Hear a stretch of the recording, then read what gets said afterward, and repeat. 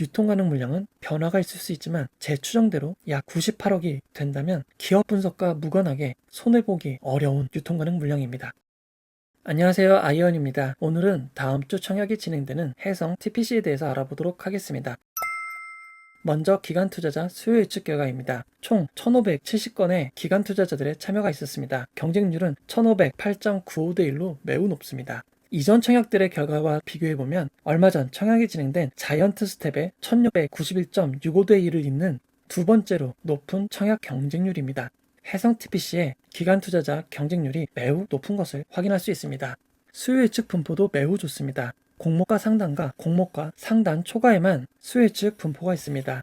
시각화로 살펴보면 건수 기준으로도 수량 기준으로도 공모가를 초과한 금액에 몰려있는 것을 확인할 수 있습니다.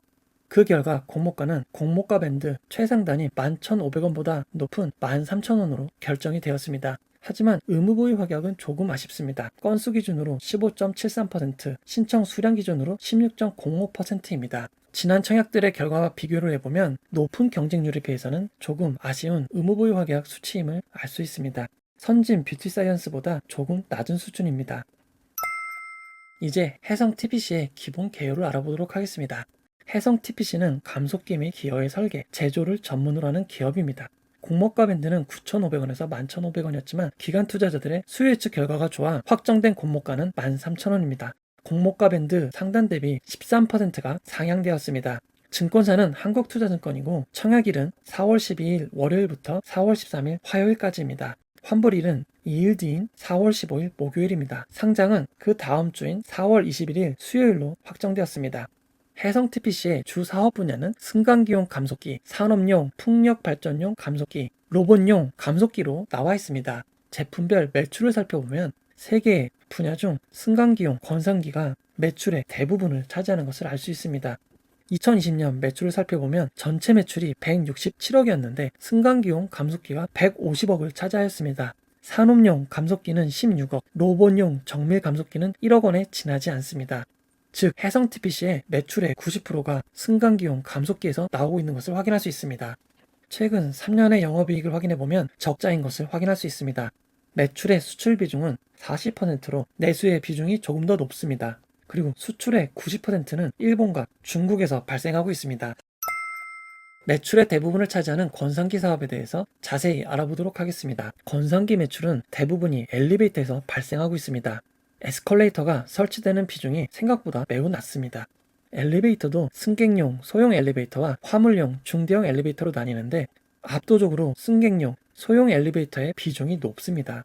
2014년부터 2020년 반기까지의 설치 대수를 확인해보면 2018년까지는 설치 대수가 지속적으로 늘어났지만 2019년 이후로는 조금씩 감소하는 것을 확인할 수 있습니다.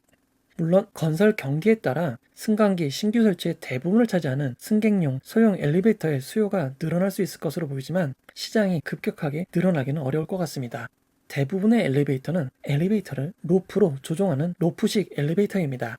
이 로프를 움직이는데 모터를 사용하는데 그 모터를 권산기라고 부르고 있습니다. 사람 이름 같아서 친숙한 이름입니다. 이 권산기에는 두 가지 방식이 있습니다. 기어가 있는 기어드 방식과 기어를 사용하지 않는 기어리스 방식이 있는데요. 서로의 장단점이 매우 명확합니다. 기어드 방식은 전기 모터에서 나오는 회전을 많은 기어들을 이용해 조절하는 방식입니다. 이렇게 기어들을 이용해 조절하기 때문에 추가적으로 공간이 더 필요합니다. 그리고 해당 기어들이 원활히 잘 돌아갈 수 있도록 그리스나 윤활유가 필요하게 됩니다. 예전에 매우 많이 사용되었던 방식입니다.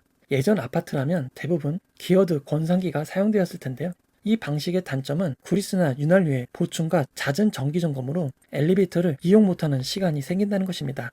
아파트나 오피스텔에 사시는 분 중 엘리베이터의 정기 점검이 매우 잦다는 생각이 드신다면 기어드 방식의 엘리베이터가 설치되어 있을 가능성이 높습니다. 기어리스는 모터가 바로 이용되는 방식입니다. 이 방식은 기어가 없으므로 효율이 좋습니다. 다만 그만큼 정교하게 제어를 해야 돼서 기술적 난이도가 있고 설치비가 기어드 방식에 비해 조금 비싼 단점이 있습니다. 하지만 윤활유 보충 등 유지보수 비용은 더 낮기 때문에 장기적 이용 시에는 기어리스 방식이 우세하다는 의견이 있습니다. 그리고 예전에는 엘리베이터 홀 위에는 기계실이 있었습니다. 엘리베이터를 조종하는 권산기와 기어박스 및 여러가지 장치가 있었는데요. 엘리베이터에 기계실이 필요해 옛날 아파트의 경우 다른 층보다 튀어나와 있는 것을 볼 수 있습니다. 해당 부분이 미관상 좋지 않고 층고 제한이 있는 경우 높이를 그만큼 손해보게 됩니다. 따라서 요새는 기계실이 필요 없는 엘리베이터도 있습니다. 기계실이 필요 없는 엘리베이터는 대부분 기어리스 방식으로 만들어지고 있습니다.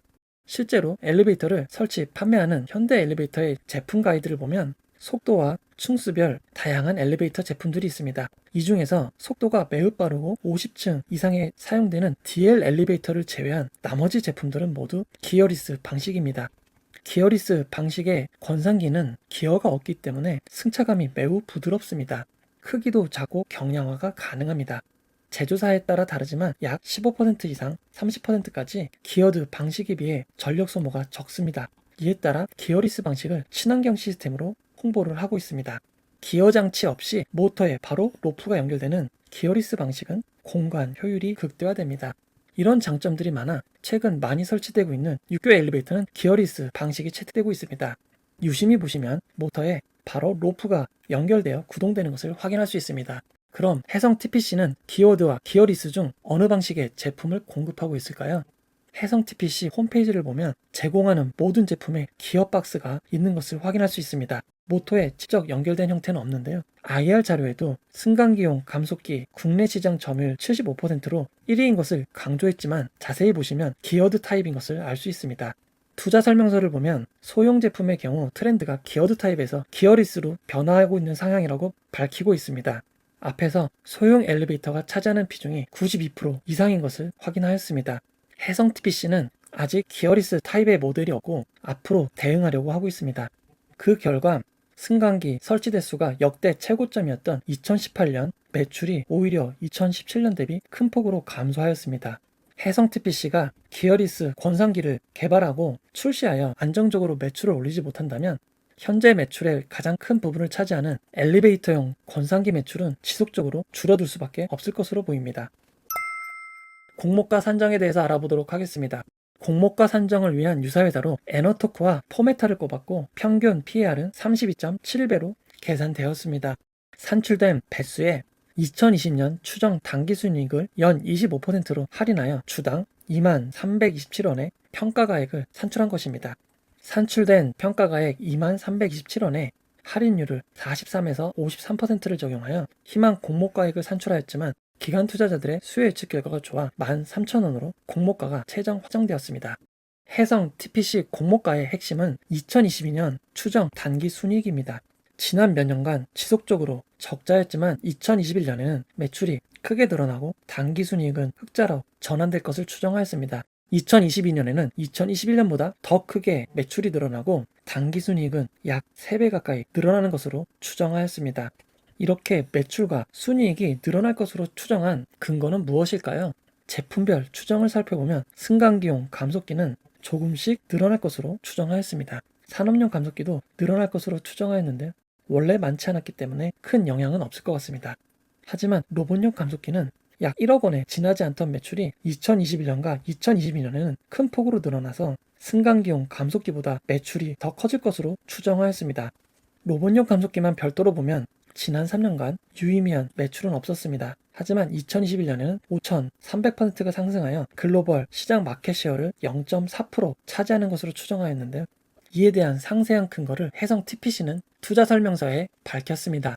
먼저 국내 15개사와 제품 적용을 위한 소규모의 테스트 매출이 있었고 이를 기반으로 실질적 매출이 발생한다는 것입니다. 또한 중국에도 초도 물량 및 시제품 납품을 통해 품질 검증을 진행하고 있고 이를 바탕으로 본격적인 매출이 발생할 것으로 추정한 것입니다. 글로벌 로봇용 감속기 시장 규모 및 전망은 매우 밝습니다. 지난 몇 년간 정체기가 있었지만 향후 몇 년간 10% 이상 큰 폭의 성장이 예상되고 있습니다. 하지만 해성 TPC가 목표로 하는 시장은 일본의 나부테스코가 거의 독점하고 있는 시장입니다. 해성 TPC는 경쟁사의 제품과 품질이 동일 수준이고 가격을 낮췄으며 납기가 빨라 매출과 이익을 늘려갈 것이라고 밝혔는데요. 이를 평가한 한국산업기술관리평가원의 평가를 통해 객관적인 상황을 참고할 수 있습니다. 해외 경쟁사 대비 기술은 동등한 수준이지만 탑티어인 선진사와 대비해서는 경쟁 우위가 다소 부족하다는 평가입니다. 그리고 납품을 위해 제일 중요한 것은 얼마나 많은 기업에 안정적으로 사용되고 있는지에 대한 레퍼런스입니다. 아직까지 제조 로봇 생산 라인에 대량 적용된 실적이 부족해서 다양한 수요처 발굴 노력이 필요합니다. 제품이 아무리 좋아도 성공적으로 적용되고 사용되고 있는 기업들이 없다면 도입하기에 매우 꺼리게 될 것입니다. 단기적인 관점에서 글로벌 시장에서 점유율 확대는 다소 어려울 수 있다는 평가입니다. 다만 국내 기업을 상대로 실적을 쌓으면서 역량을 갖춘다면 세계 시장에서도 의미 있는 점유율을 차지할 것으로 기대됩니다. 해성 TPC IR 자료의 성장 로드맵을 보면 로봇용 고종밀 감속기가 회사 성장의 필수적인 부분임을 확인할 수 있습니다.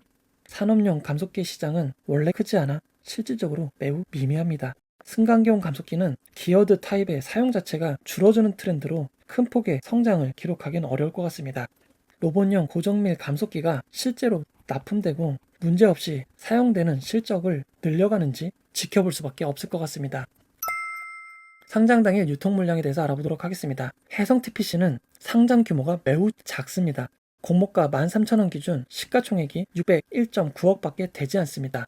유통 가능한 기존 주주의 주식수가 없습니다. 따라서 상장 당일 유통 가능한 물량은 일반 청약자들의 공모 주식 25만 주와 기관 투자자들의 공모 주식 75만 주밖에 되지 않습니다.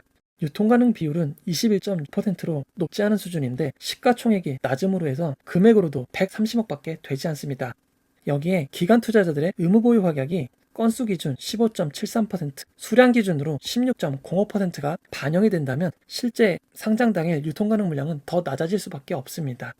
지난 청약들의 의무 보유 가격이 실제로 배정되는 경향을 살펴보면 평균적으로 2.5배가 반영이 되었습니다. 하지만 일부 높게 배정된 청약을 제외하면 약 2배가 배정되는 것을 확인할 수 있습니다.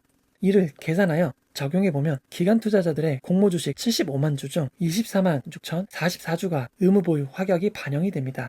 이전 유통 가능 물량 100만 주에서 해당 물량을 빼면 예상 유통 가능 물량은 75만 3,956주로 줄어들게 됩니다. 비율로는 16.3%, 금액으로는 100억이 되지 않는 98.1억이 됩니다.